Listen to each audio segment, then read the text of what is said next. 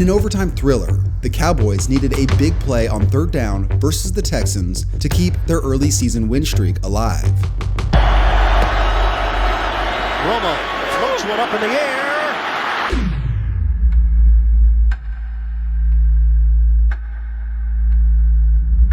Dez Bryant! Oh, spectacular grab! This huge play by Dez Bryant led to the eventual game-winning field goal. This fourth consecutive win was a catalyst to a hugely successful regular season for Dallas. Cowboys fans to this day are talking about Dez Bryant's huge moment that season, but not that one. A much more significant and painful one.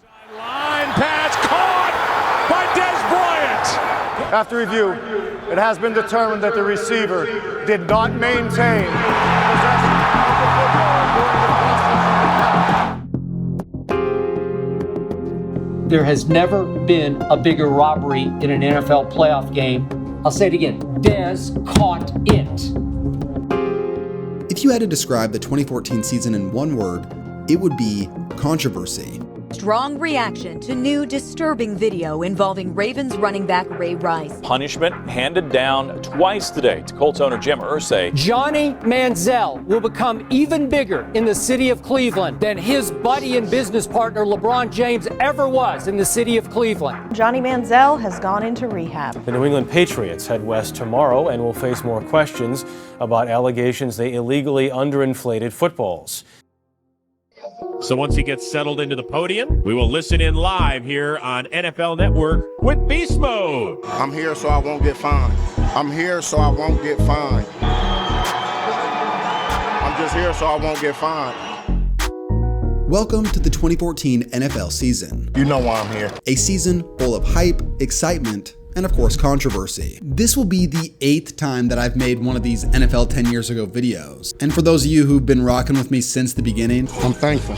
Now, here's something that's not controversial and just awesome. Today's video sponsor, Factor.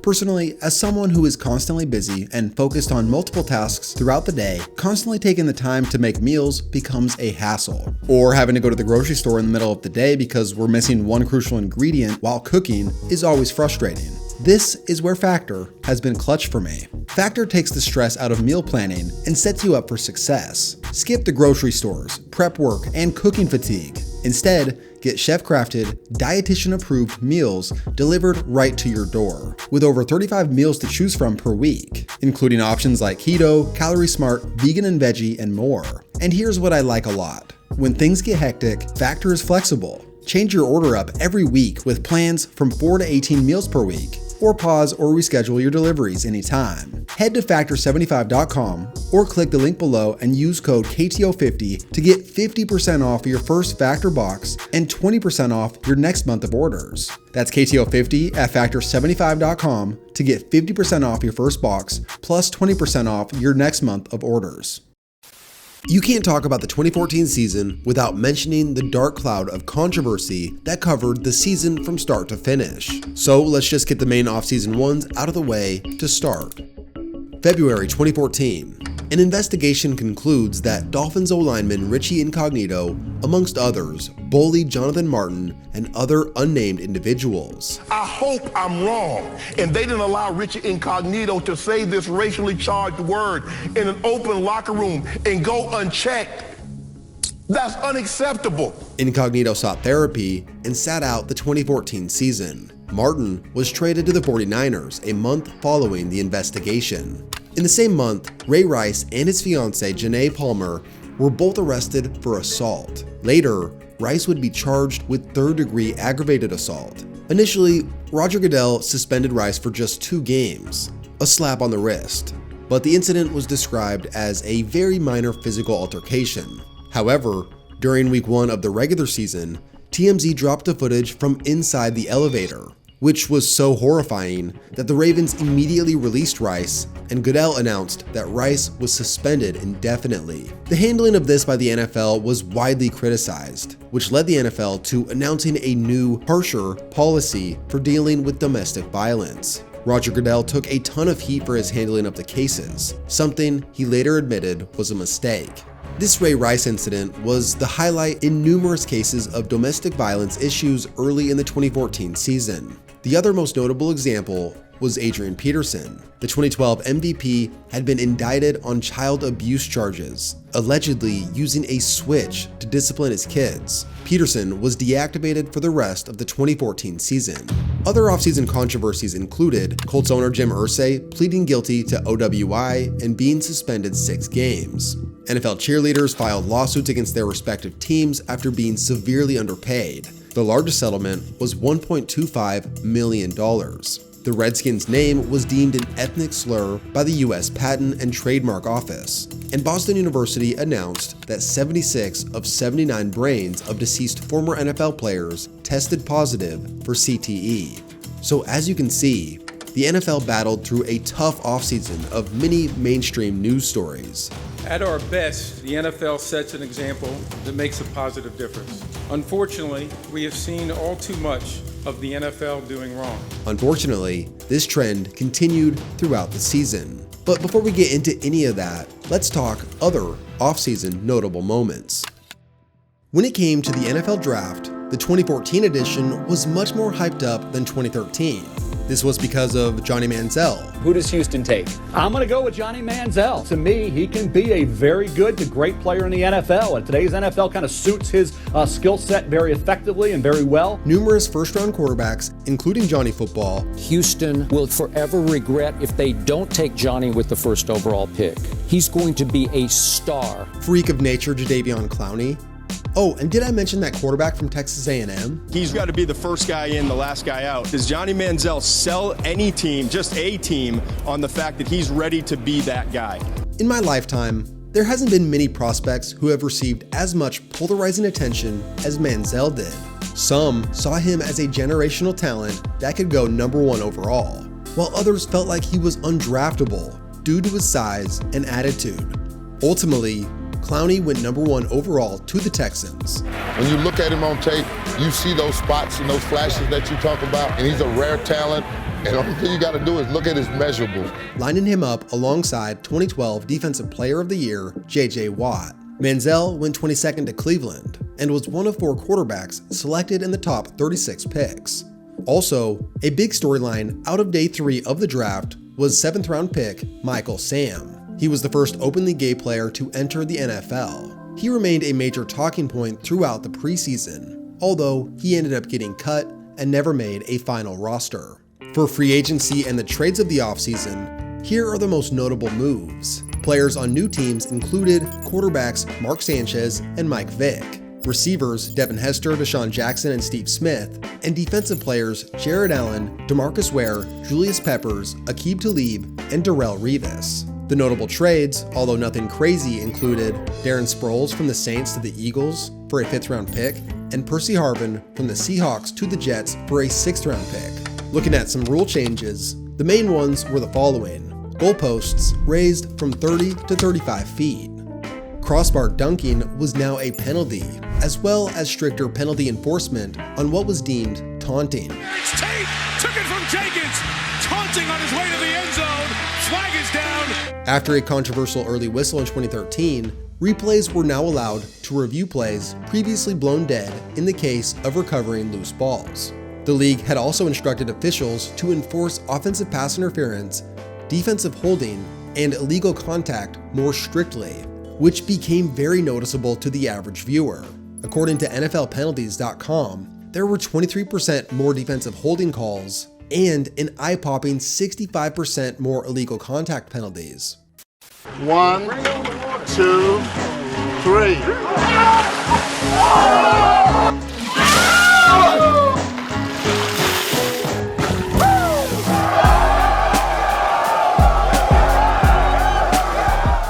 Alright, let's go ahead and look at some training camp storylines. For the first time ever, there were national daily reports out of Berea, Ohio, because of Johnny Football. Whether it was the quarterback battle or LeBron showing up to camp, something was always being talked about. The question that loomed though, was he worth all this hype?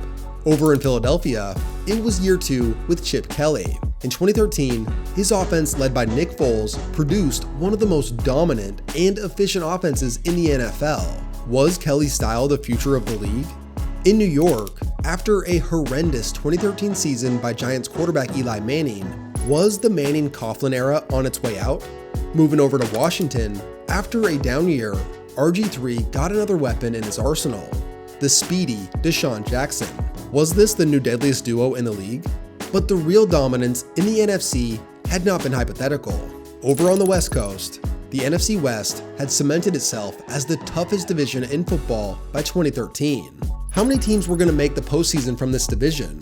And ultimately, could the Seahawks repeat as Super Bowl champions? Going to the AFC, things were a little more cut and dry with storylines. There wasn't any huge, significant moving pieces among the top teams, so preseason talk boiled down to this.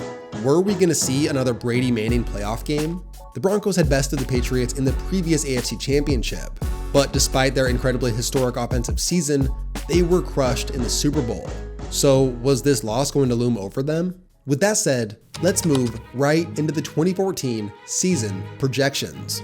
Starting with the NFC, on screen, we have each team's 2013 record, their projected 2014 record, and their starting quarterbacks. Over in the West, the Seahawks reigned supreme and were projected to take the NFC crown once again, although the Niners were still loaded and looking to get revenge from the previous NFC Championship game.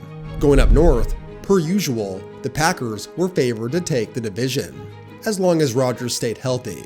In the South, despite a 12-4 season in 2013, the Panthers were seen as a fluke and projected to come back down to earth, while the Saints topped the projections with the most consistently reliable quarterback in the division.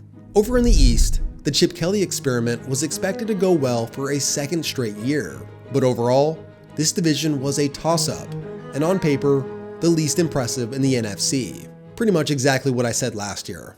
Now, headed to the AFC side of things, out west, the Broncos were far and away the best team considering their historic 2013 season. Losing this division would be one of the most shocking storylines of the season. In the North, outside of the Manziel hype, Cleveland was the one team not really considered a contender. It was going to be a classic, down-to-the-wire, three-team race between the Bengals, Ravens, and Steelers. Down south, the Colts had re-established themselves as kings of the division under Andrew Luck. Overall, this was probably the worst division in football.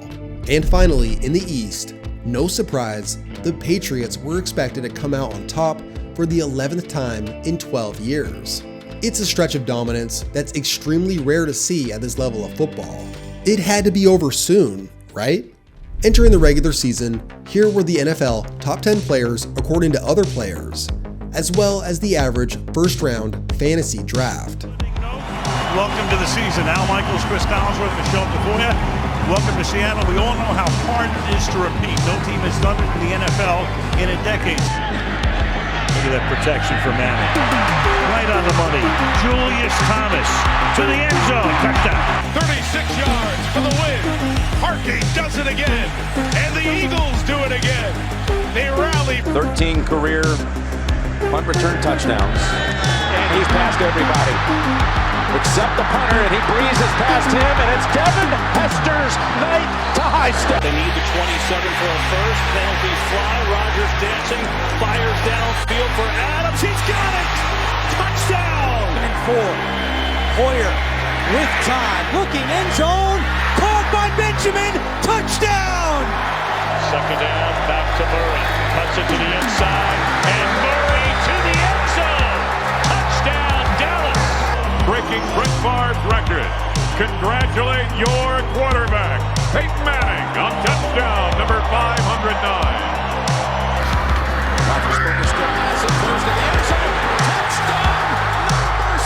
That's a 5-touchdown game for Roethlisberger. Make it 6 because on 4th down they're going for it to Matt Spade. He did get in. Blitz.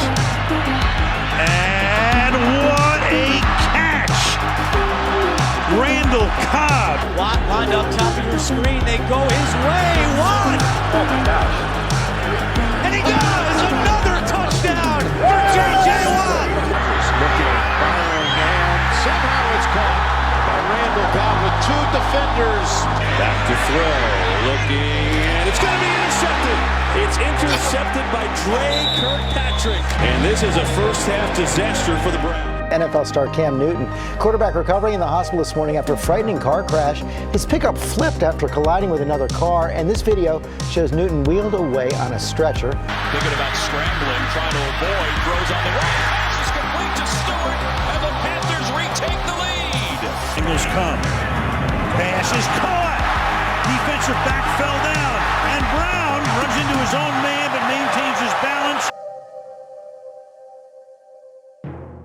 In wrapping up the 2014 regular season, here's how every team finished compared to their projections. Looking first at the NFC. For the biggest overperformers, the Lions impressed everybody by making the playoffs. The difference in their defensive performance was night and day compared to 2013, as they finished with the third best scoring defense in the NFL. What Bruce Arians pulled off in Arizona with 3 different starting quarterbacks was so impressive that he won Coach of the Year. Meanwhile, the Cowboys looked primed for a playoff run after their surprising 12-4 campaign, highlighted by DeMarco Murray. For the biggest underperformers, Chicago's atrocious season saw them fire their head coach. The Bucs weren't expected to be great in 2014, but man were they terrible. And things had gotten so bad in Washington that it really felt like we were about to see the end of the RG3 era after just 3 seasons. But perhaps no team was more disappointing than the Niners. Sure, they only finished 2 games under their projection, which is not as much as other teams, but considering the fallout between Jim Harbaugh and the front office, this season was a gut punch to the fan base. They went from an NFC Championship appearance to failing to make the playoffs and departing ways with their head coach in the span of a year. Over in the AFC, the biggest overperformers were the Bills and Steelers. Kyle Orton surprised Buffalo fans in his final season of his career, as he helped them achieve their first winning season in 10 years, although they still missed the playoffs.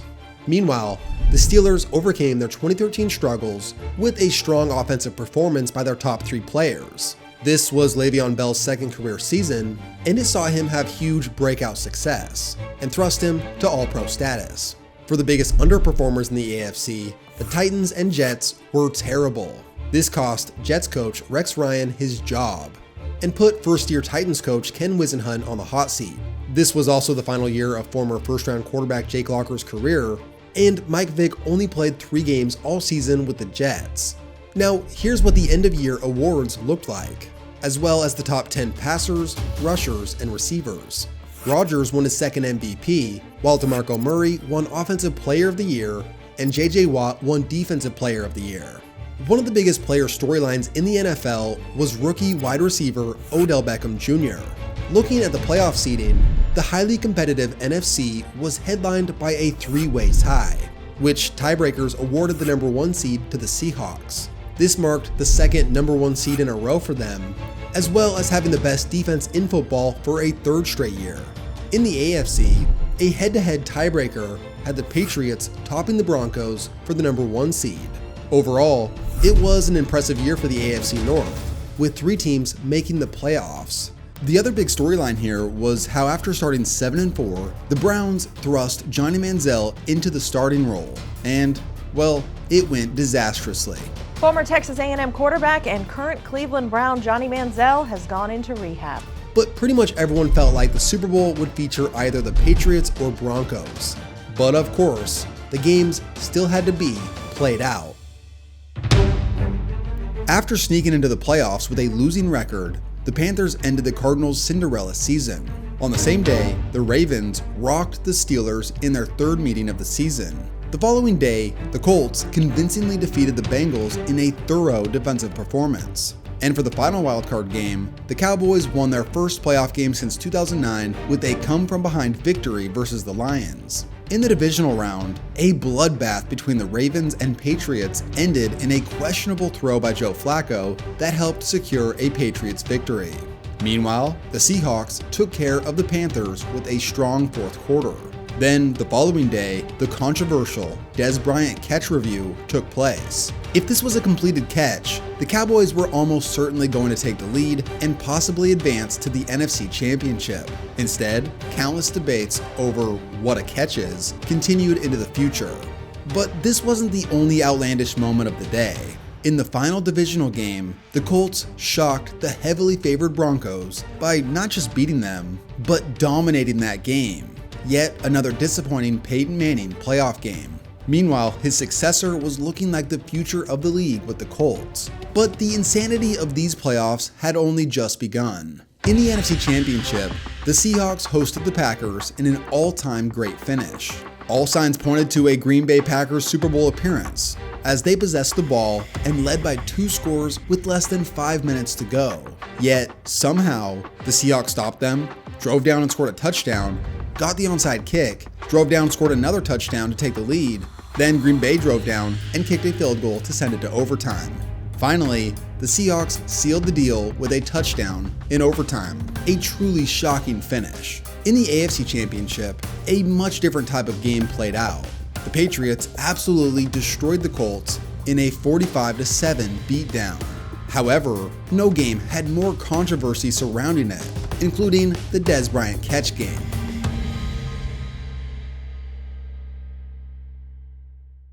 The build-up to Super Bowl 49 was an odd one. It was a really intriguing matchup on paper. However, the game preview wasn't necessarily the main one garnering headlines from either side. For the Patriots, they had to field constant questions about underinflated footballs, while on the Seahawks side of things, Marshawn Lynch's one-liners to the media had become a national spectacle. It was something he had done all season due to his distrust for the media. Yeah. How does that defense compare to others that you've seen this year? Yeah.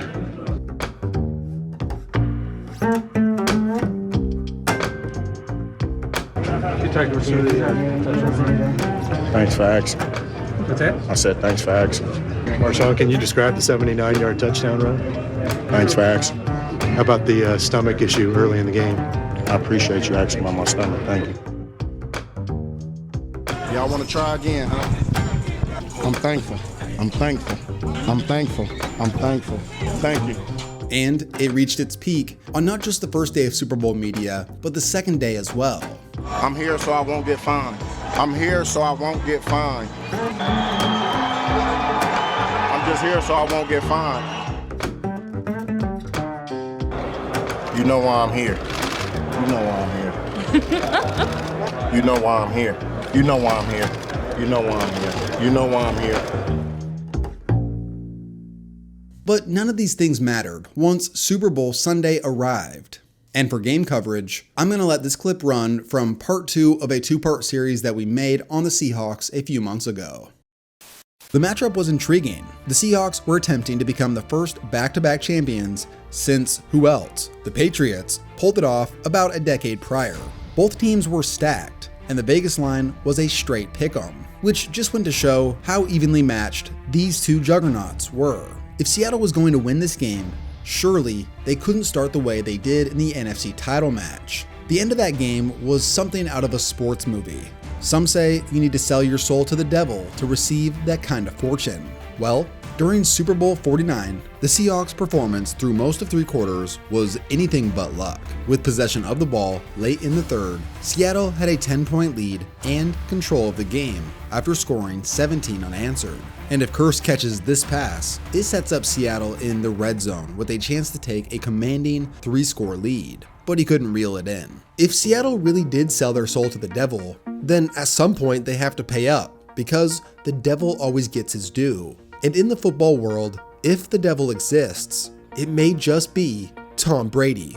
Over the course of the final 11 minutes, Seattle would have a front row seat to the sobering reality of what so many before them had to fall victim to. When it mattered most, this cold-blooded killer lined up across from you and was going to have his way. It's the death of 1,000 paper cuts. The decision-making and precision accuracy of some advanced AI designed to play quarterback. The methodical dink and dunk that slowly rips your heart out. Seattle, with their all-time great pass defense, watched their 10-point lead disappear, and they found themselves trailing with 2 minutes to go. But unlike the countless victims before them, Seattle pulled off another miracle. Russell for Kirsch.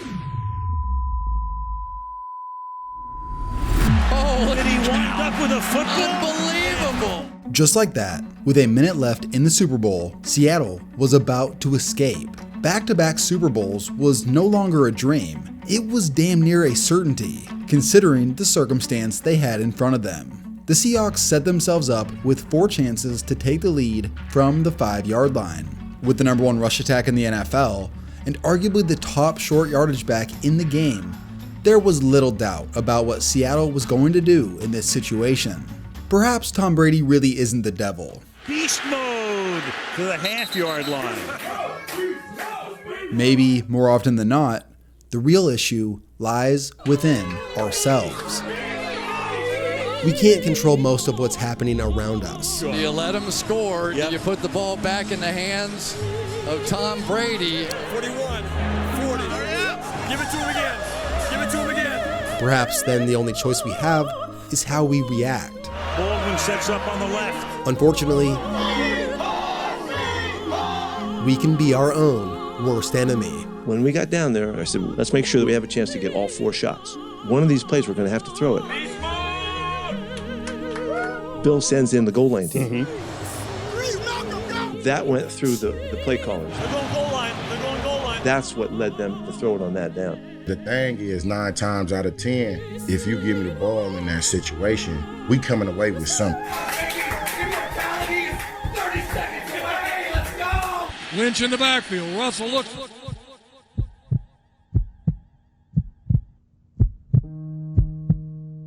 Look, throws inside. Oh my God! It's picked off at the goal line.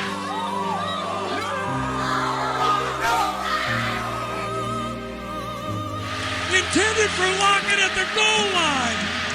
Oh my word! Oh my word!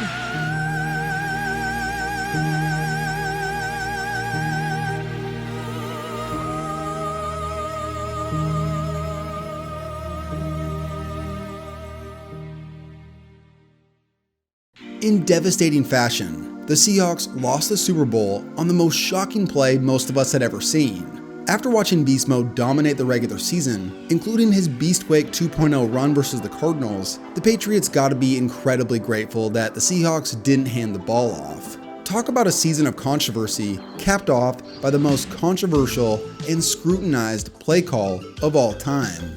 Now, for the 2014 season, that just about does it. I don't think I missed anything too notable. Oh, wait a minute. I can't forget about this. The Jets' good first quarter, quickly paced at 7-3, New York. Play action. And Manning's getting